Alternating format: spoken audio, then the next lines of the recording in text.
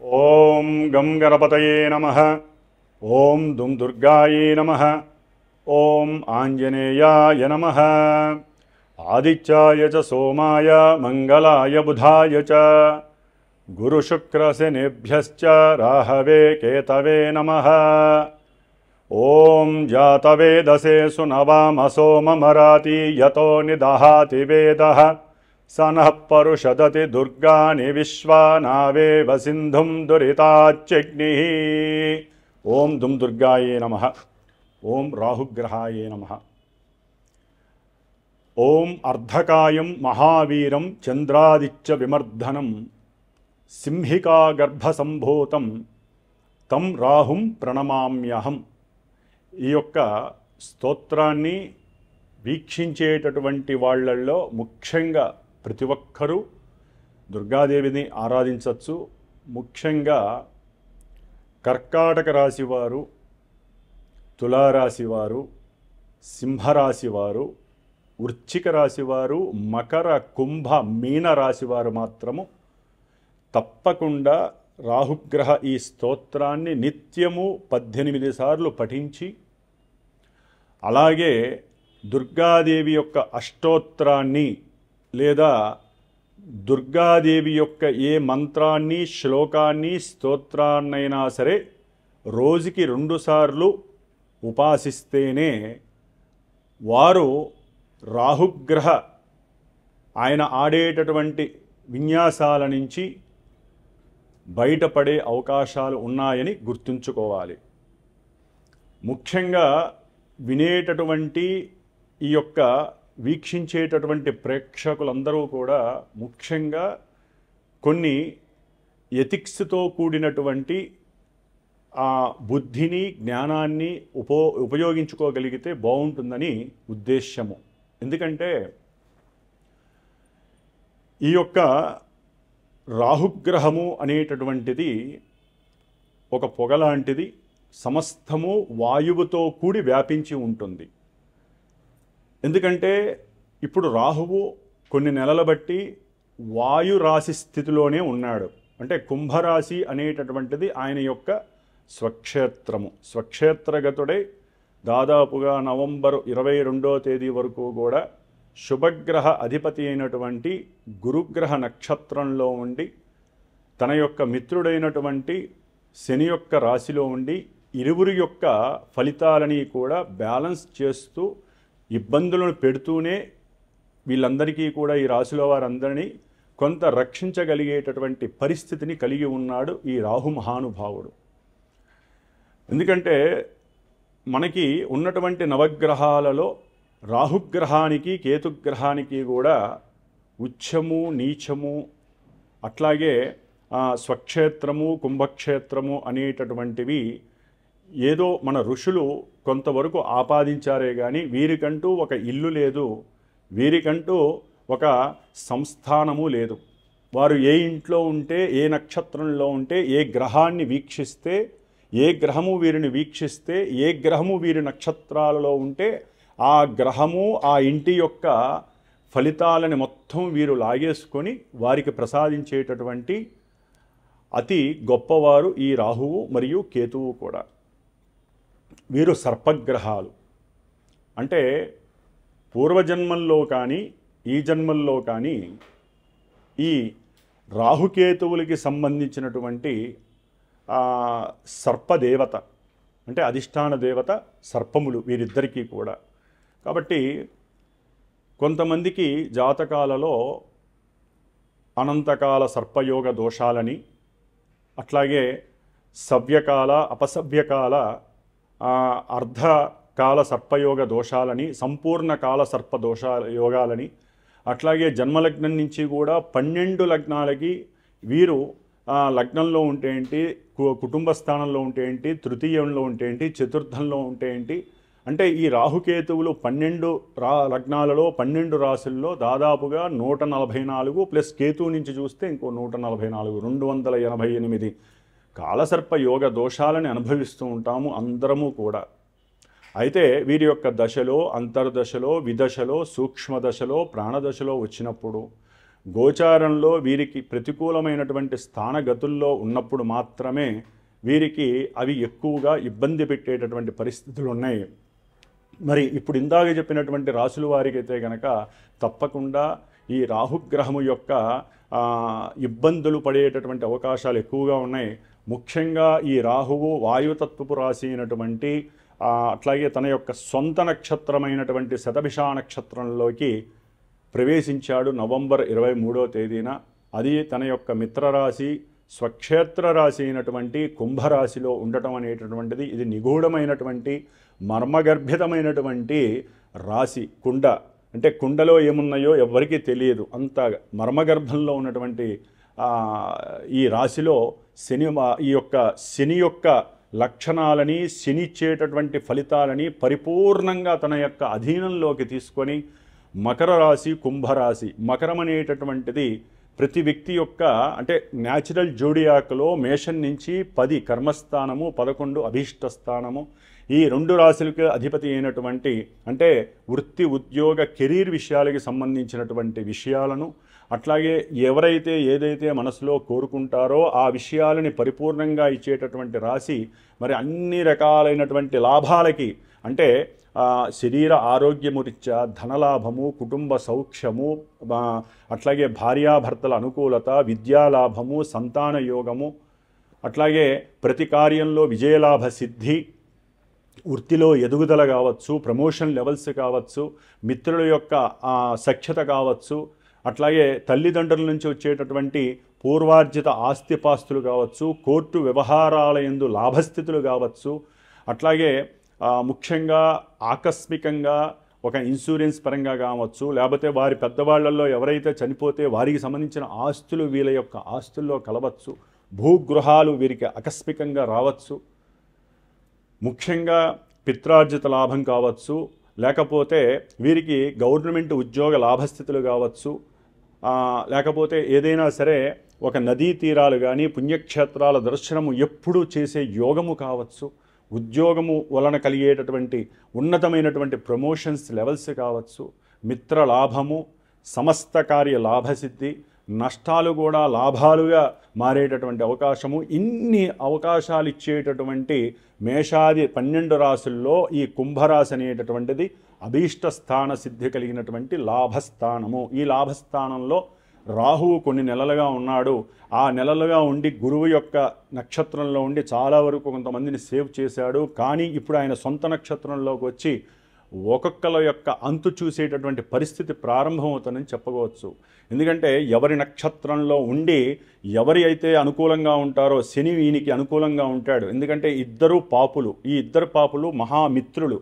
ఆ మిత్రులు ఇద్దరు కూడా ఈ స్థానంలో వారిచ్చేటటువంటి ఫలితాలన్నీ కూడా కర్మ ఫలితాలని తవ్వి చూసేటటువంటి. ఎందుకంటే కుంభరాశి అనేటటువంటిది మామూలుగా వ్యవహారిక భాషలో తవ్వకాలకి అంటే తవ్వితే పురాతన వస్తువులు బయటకు వచ్చినట్టుగా, లేకపోతే నదీ గర్భంలో ఉన్నటువంటి ఎన్నో పెట్రోలు, డీజిలు ఇలాంటి ఐటమ్స్ కావచ్చు, లేకపోతే లోపల ఉన్నటువంటి ఖనిజాలు కావచ్చు, సంపద కావచ్చు, ఏదైనా సరే మంచి కావచ్చు, లేకపోతే నీళ్ళ లోపల ఉన్నటువంటి చెడుకు సంబంధించినటువంటి వ్యవహారాలు కావచ్చు, నీటి యొక్క ప్రమాదాలు కావచ్చు, ఇలా ఎన్ని విషయాలైతే వాయు సంబంధిత ప్రమాదాలు కావచ్చు, లేకపోతే మనకి ప్రతి రాశికి కొన్ని యొక్క మన దేశంలో కొన్ని రాష్ట్రాలు ఉన్నాయి, ప్రపంచంలో కూడా ఒక్కొక్క రాశికి మేషరాశి నుంచి 12 రాశుల్లో కొన్ని దేశాలు కూడా ఉంటాయి. మనకి వాతావరణ జ్యోతిష్యం చూస్తే కనుక ఇట్లా అన్నిటి మీద ఈ యొక్క రాహువు యొక్క ప్రచండమైనటువంటి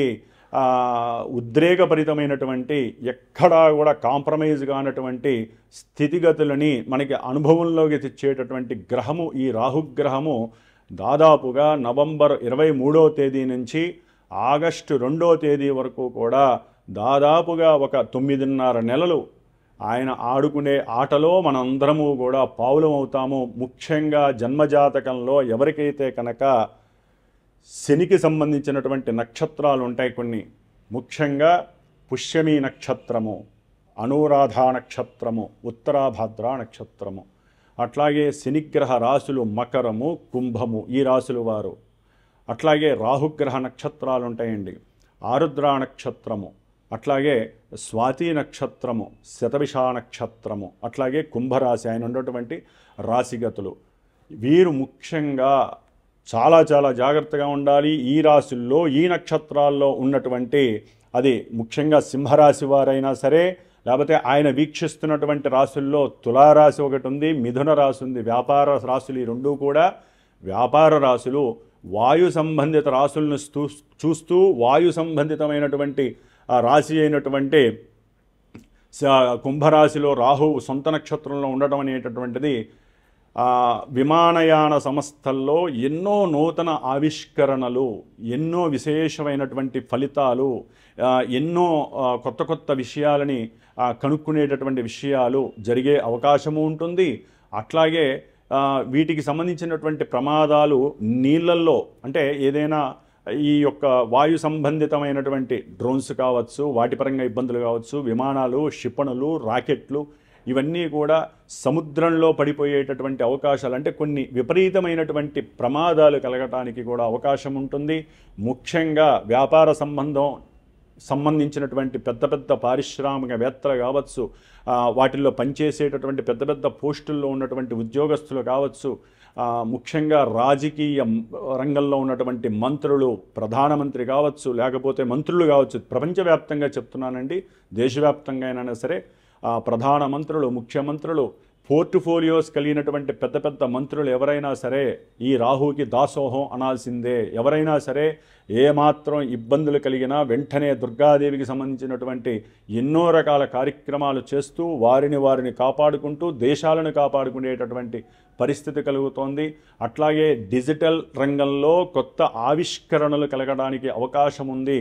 అట్లాగే ఈ రాహు అనేటటువంటి వాడు ముఖ్యంగా సర్ప సంబంధిత జంతువుకి సంబంధించి, అంటే సర్పాలకి సంబంధించినటువంటి అధిష్టాన గ్రహము కాబట్టి మరి విషము చేత తీయబడి ఔషధాల్ని, అంటే అది మందులు, మనం నిత్యము కొన్ని రోగాలకి సంబంధించినటువంటి మందుల తయారీ విషయంలో కూడా ఎన్నో కొత్త కొత్త నూతన ఆవిష్కరణలు జరుగుతాయి. అటువంటి విషంతో ఔషధాలను తయారు చేసే ప్రక్రియలు ఎక్కువగా పెద్ద పెద్ద పరిశ్రమలు స్థాపితమయ్యే అవకాశాలు ఉంటాయి. ఒక్కోసారి వీటిల్లో ఇబ్బందులు జరిగి ఆ యొక్క ఔషధాలను తయారు చేసేటటువంటి కంపెనీలు మూతపడిపోయి నష్టాల్లోకి వెళ్ళే అవకాశం ఉంటుంది. లేకపోతే వీటిల్లో ఎన్నో మోసాలు దోషాలు జరుగుతున్నాయని చెప్పి అవి మూతవేయటము, వాళ్ళ మీద కేసులు పడే అవకాశము, పెద్ద పెద్ద డ్రగ్స్ కంపెనీలు ఉంటాయండి ఎన్నో. ఈ ముఖ్యంగా ఈ విష సంబంధిత ఔషధాలని, అంటే విషాలతో కూడినటువంటి ఔషధాలు తయారు చేస్తారు. విషము అంటే పాము కాటేస్తే ఎంతటి ఘోరమైనటువంటి విపత్తు, ప్రాణము పోతుందో ఆ విషముతోనే కొన్ని కెమికల్స్తో, అంటే రాహు అనేవాడు విషము కెమికల్స్కి సంబంధించినటువంటి అనుసంధానకర్త కాబట్టి ఆ కెమికల్స్తో కూడి వాళ్ళు ఐస్, అంటే ఈయన శని ఇంట్లో ఉన్నాడు కాబట్టి రిఫ్రిజిరేటర్స్లో ఈ యొక్క మందుల్ని తయారు చేసి పెట్టి వాటిల్ని ఇంజక్షన్ల రూపకంగానో మందుల రూపకంగానో మరి మనుషులకి, జంతువులకి కూడా వాడే ప్రక్రియ ఉంటుంది. కాబట్టి ఈ విషయాలలో కూడా ఎంతో ఔన్నత్యము, ఉన్నతి కలిగే అవకాశము ఉంటుంది. దీని ద్వారా కూడా మన దేశానికి విపరీతమైనటువంటి లాభార్జన కలిగే అవకాశం ఉంటుంది. అట్లాగే ఈ రాహు అనేటటువంటి వాడు ఎదురుకుండా ఉన్నటువంటి సింహరాశిని చూస్తున్నాడు కాబట్టి అధికార నాయకులు, ముఖ్యంగా నాయకులు చాలా పర్ఫెక్ట్గా క్రమశిక్షణాపరంగా ఎవరైతే ఉంటారో వారికి ఈ రాహుగ్రహము, శనిగ్రహము ఎటువంటి ఆపదలు, ఇబ్బందులు కలగనేరవు. ఏ మాత్రము కాలు జాడించినా, నోరు జాడించినా, లేకపోతే ప్రజలని కానీ, దేశాన్ని కానీ, ప్రపంచాన్ని శాసించాలని చూసినా అక్కడ ఎన్నో వైపరీత్యాలు జరిగి ఈ రాహు అనేటటువంటి వాడు, శని అనేటువంటి వాడు చాలా నిష్కల్మషంగా ఎక్కడా కూడా వారు లోపభూయిష్టాన్ని కలుగజేయరు. ఎందుకంటే రాహు సొంత నక్షత్రంలో శని ఇంట్లో ఉన్నాడంటే క్రమశిక్షణకి దాసోహం అయిపోవాల్సిందే. చాలా జాగ్రత్తగా ఉండాలి. లేదా ఆయన ఒక్కొక్కళ్ళ అంతు చూసేటటువంటి పరిస్థితి శని రాహులు వాళ్ళ చేతుల్లోకి తీసుకునే అవకాశం ఉంటుంది. అట్లాగే లలిత కళలకి సంబంధించినటువంటి మినిస్టర్స్ కావచ్చు, అట్లాగే క్రీడారంగానికి సంబంధించినటువంటి వారు కావచ్చు, లేకపోతే పెద్ద పెద్ద పారిశ్రామిక రంగానికి సంబంధించినటువంటి రాజకీయ నాయకులు కావచ్చు, పోర్ట్ఫోలియోస్ ఉన్నటువంటి నాయకులు కావచ్చు, వీరందరూ చాలా జాగ్రత్తగా ఉండాలి. సంతానానికి సంబంధించి విద్యా విషయాలకి సంబంధించినటువంటి ఎవరైనా సరే, లేకపోతే పెద్ద పెద్ద బొగ్గు కర్మాగార సంస్థలు కావచ్చు, ఐరన్ వ్యవస్థకి సంబంధించి అంటే ఇనుముకి సంబంధించినటువంటి పెద్ద పెద్ద కర్మాగారాల శాఖా మంత్రులు కావచ్చు, వీళ్ళందరికీ కూడా తాట తీసే పరిస్థితి ఈ శని రాహులు తీసేసుకుంటున్నారు.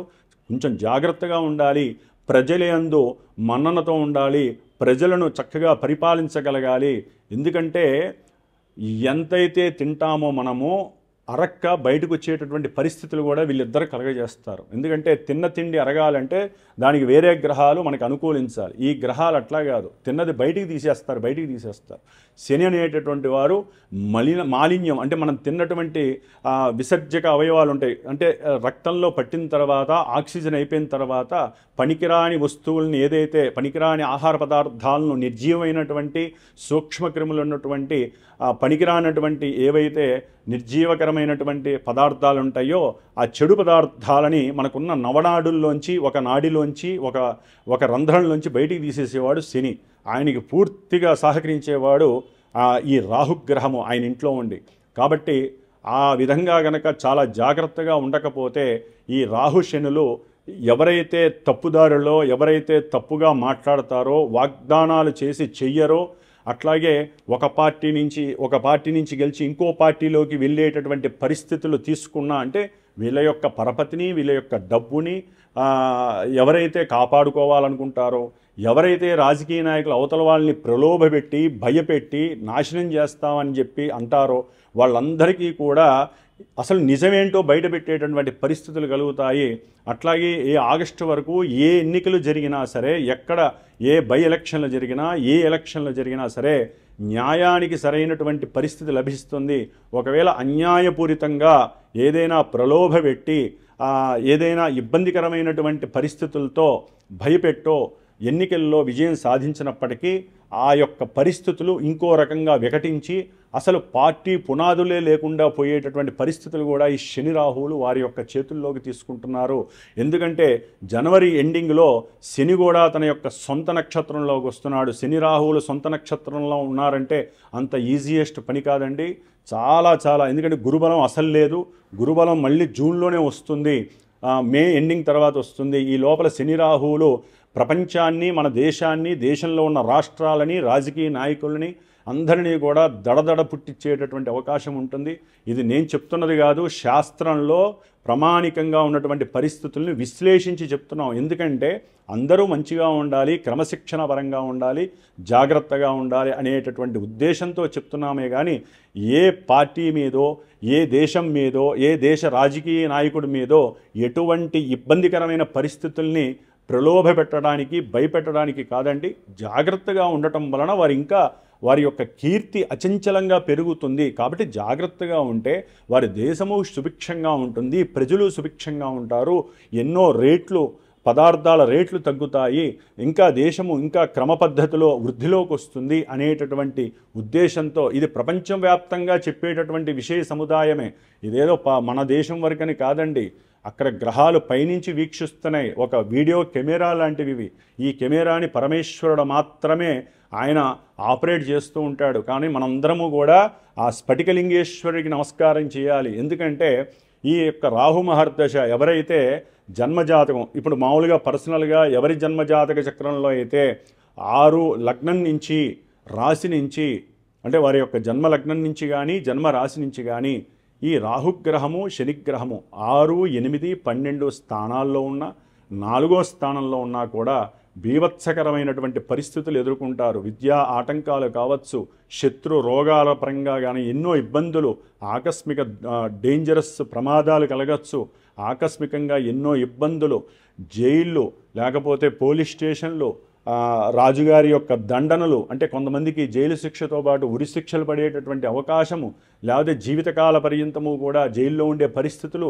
అంటే వారి జన్మజాతకంలో ఏ గ్రహమైనా సరే, ముఖ్యంగా శని రాహు గ్రహాలు, రాహుగ్రహం కనుక ఈ పాపస్థానాలలో ఉండి ఇప్పుడు ఆయన సొంత నక్షత్రంలో ఉన్నాడు కాబట్టి, అట్లాగే కొంతమందికి జన్మజాతకంలో ఈ విద్యకి సంబంధించినటువంటి గ్రహము ఈ నక్షత్రంలో ఉన్నాడు అనుకోండి, రాహుగ్రహ నక్షత్రాలు ఇందాక చెప్పాను, ఆ నక్షత్రాల్లో ఉండి ఇప్పుడు ఈయనున్న స్థానాల్లో ఈ రాశులు ఇందాక చెప్పినటువంటి రాశుల్లో ఉన్నట్లయితే కనుక వారికి విద్యా విఘ్నాలు, ఆటంకాలు, డౌన్ఫాల్స్ బిగిన్ అవుతాయి. అట్లా ప్రతిభావము, ధనము, విద్య, వివాహము, సంతానము, రాజకీయ ప్రస్థానము, అట్లాగే వ్యాపార రంగము, ఉద్యోగ ప్రమోషన్స్ లెవెల్స్, ఆరోగ్యము, మెయిన్ ఈ రాహువు క్యాన్సర్సు, కణతులు, లేకపోతే పుండ్లు, ఎన్నో రకాలైనటువంటి అంటే విశ్లేషణారహితమైనటువంటి రోగాలన్నిటినీ ఇచ్చేటటువంటి వాడిన, ముఖ్యంగా మోకాలలో గుజ్జొరిగిపోవటము, కండరాలకి సంబంధించినటువంటి క్రాంప్స్ వ్యవస్థ లోపించటము, క్రాంప్స్కి సంబంధించినటువంటి రోగాలు,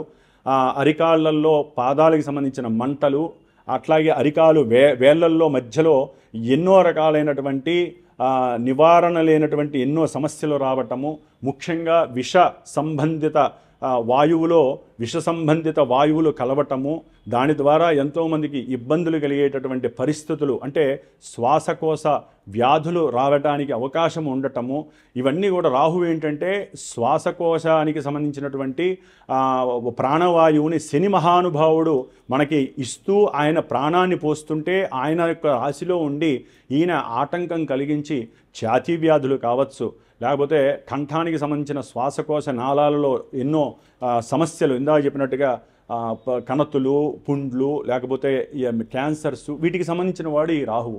కాబట్టి ఆయన సొంత నక్షత్రంలో ఉన్నాడు కాబట్టి ఇన్ని రకాలైనటువంటి పోర్ట్ఫోలియోస్ ఆయనకు వస్తాయి. కాబట్టి అందరూ కూడా సాధ్యమైనంత వరకు రాహుగ్రహ స్తోత్రాన్ని చదవండి, రాశుల వాళ్ళు దుర్గాదేవిని ఆరాధించండి.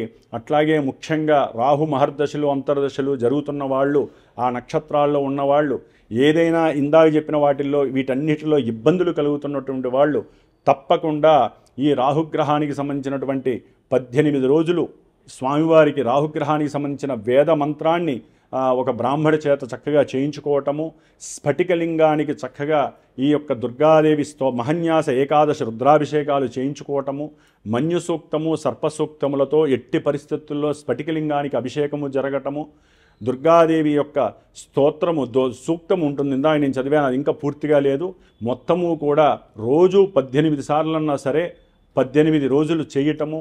అట్లాగే దుర్గాదేవికి ప్రీతికరమైన రాహు యొక్క ఇబ్బందులు తొలగిపోవటానికి ఎట్టి పరిస్థితుల్లో ఈ యొక్క దుర్గాదేవికి సంబంధించినటువంటి కొన్ని హోమాలు ఉంటాయి, వాటిల్లో చండీ హోమము అతి పవిత్రమైనటువంటిది. ఇంకా కొంతమందికి కోర్టు వ్యవహారాదులు, లేకపోతే కొంతమందికి చేతబళ్ళు చేసేవాళ్ళు ఉంటారు, కొంతమందికి నరఘోషలు, వాస్తు దోషాలు ఉన్నటువంటి వాళ్ళు, శారీరకంగా ఈ క్యాన్సర్స్ తగ్గినటువంటి వారు, శరీర అనారోగ్య దీర్ఘకాలిక రోగాల పడినటువంటి వాళ్ళు దాదాపుగా ఈ 9 నెలల కాలంలో కూడా ఈ యొక్క చండీ హోమాలు, లేకపోతే కొంతమంది మరీ పెద్ద పెద్ద పారిశ్రామికవేత్తలు, రాజకీయ నాయకులు ఉన్నట్లయితే భగలాముఖి, దశమహావిద్యల్లో కొన్ని పవిత్రమైనటువంటి అతి చక్కటి యోగాన్ని ఇచ్చేటటువంటి ఫలితాన్ని ఇచ్చేటటువంటి కొన్ని అమ్మవారి హోమాలు ఉన్నాయి. అట్లాగే వనదుర్గ, ప్రత్యంగిర, భగలాముఖి, అట్లాగే చండీ హోమము అందరికీ సర్వసాధారణం, ముఖ్యంగా రాహుగ్రహానికి సంబంధించి. కాబట్టి ఇలాంటి హోమాలను, లేకపోతే ఆ యొక్క చండీ సప్తసతి పారాయణ ఒక 9 సార్లు చదివించుకొని ఆ తీర్థం తీసుకోవడం, రక్ష కట్టుకోవటము, ఇలాంటివన్నీ చేసుకోవటం. స్ఫటికలింగానికి తప్పకుండా 18 రోజులు మన్యుసూక్తము, సర్పసూక్తముతో అభిషేకాలు చేయించుకోవటము, ఇలాంటివి చేసుకున్నట్లయితే కనుక చాలా విశేషమైనటువంటి లాభాలు కలిగి మనకు వచ్చేటటువంటి సమస్యలన్నీ కూడా దూరం అవ్వటానికి ఇదొక్కటే ప్రత్యామ్నాయ మార్గము. దాదాపుగా ఆగస్టు 2 వరకు కూడా కొంతమందికి స్టఫ్ సిచ్యువేషన్స్ అయితే నడుస్తాయి, ఇందాక చెప్పాను. కొంతమందికి మేషరాశి వారికి, అట్లాగే మనకి కన్యారాశి వారికి, ధనుస్సు రాశి వారికి కొంతవరకు ఆ రాహు యొక్క ఫలితాలు అద్భుతంగా ఉంటాయి. జన్మజాతకంలో కనుక ఈ రాహు సరిగ్గా లేకపోతే వీటిల్లో కొంతవరకే మీకు వర్తిస్తాయి తప్ప, లేకపోతే వాళ్ళకు కూడా ఇబ్బందులు వస్తాయి. ఇందాక చెప్పిన కొంతమంది రాశులకి రాహు ఇట్లా ఉన్నాడు కదా అని చెప్పి నష్టాలు కలిగే అవకాశం కాదండి, కొంతమందికి లాభం కూడా కలిగే అవకాశం ఉంటుంది. కాబట్టి ఇవన్నీ కూడా జన్మజాతకాన్ని మనం గనక వేసి చూసుకున్నట్లయితే కదా మనకి తెలిసేది, ఏ వ్యవహారం ఏం జరుగుతోంది, ఏ ఈవెంట్ ఎప్పుడు జరుగుతుంది అనేటటువంటిది మనకి తెలుస్తుంది. కాబట్టి ఎవరికైనా సరే ఆరోగ్యము, విద్య, వివాహము, అట్లాగే కొన్ని యోగాలు ఫలించుట, ముఖ్యముగా కొంతమందికి కోర్టు కేసుల్లో లాభాలు కలగటము, గృహ భూ లాభాలలో ఎవరైనా ఇబ్బందులు పడుతున్నటువంటి వారు, దీర్ఘకాలికంగా ఏదైనా సమస్యలు పడుతున్నటువంటి వారు, ఊరికినే ప్రమాదాలు జరిగి కాళ్ళు చేతులు ఇరిగిపోతున్నటువంటి వారు, ఎముకల సమస్యలు ఉన్నటువంటి వారు, ఇట్లా ఎన్నో రకాల సమస్యలు ఉన్నటువంటి వారు అవకాశము ఉంటే ఎందుకంటే నేను హైదరాబాద్లో ఉంటాను కాబట్టి ఇక్కడ నా పీఠంలో ప్రతి అమావాస్యకి చండీ హోమం జరుగుతాము. కొంతమందికి విశేషంగా అష్టమి రోజును కూడా చేస్తూ ఉంటాను, బహుళ అష్టమి కానీ శుద్ధాష్టమి రోజు కానీ. అట్లాగే కొంతమందికి విశేషంగా ఈ భగలాముఖి లేకపోతే వనదుర్గ ప్రత్యంగిర ఇట్లాంటి హోమాలు కూడా వారి యొక్క తీవ్ర స్థాయిని బట్టి వారు పెట్టుకునేటువంటి ఆర్థిక పరిస్థితిని బట్టి ఇలాంటి హోమాలు కూడా జరుగుతుంటాయి.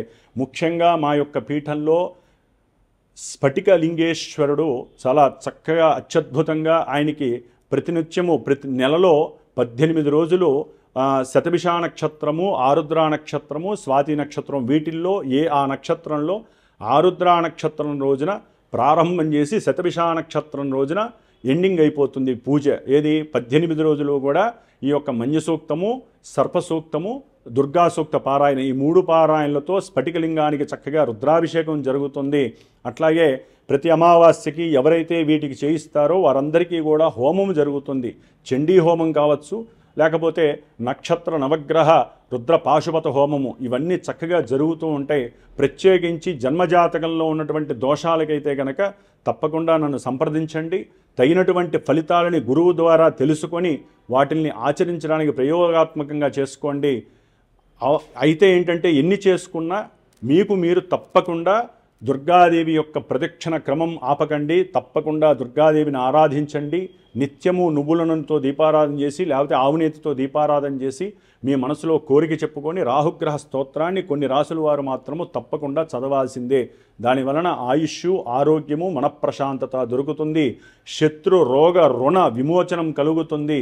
ఇక్కడ ఎక్కడా కూడా దుర్గాదేవిని ఆరాధించిన వాళ్ళకి, ఈ స్ఫటికలింగేశ్వరునికి అభిషేకం చేయించుకున్న వాళ్ళకి, ఈ పారాయణలు చేయించుకున్న వాళ్ళకి చాలా దోషాలు 99% వెళ్ళిపోయే అవకాశాలు ఉంటాయి. నమ్మిన వాడికి ఎందుకంటే మన సనాతన ధర్మంలో వేదము, మంత్రము, తంత్రము, గురువుల యొక్క ఆశీర్వచన చాలా చాలా ప్రధానము.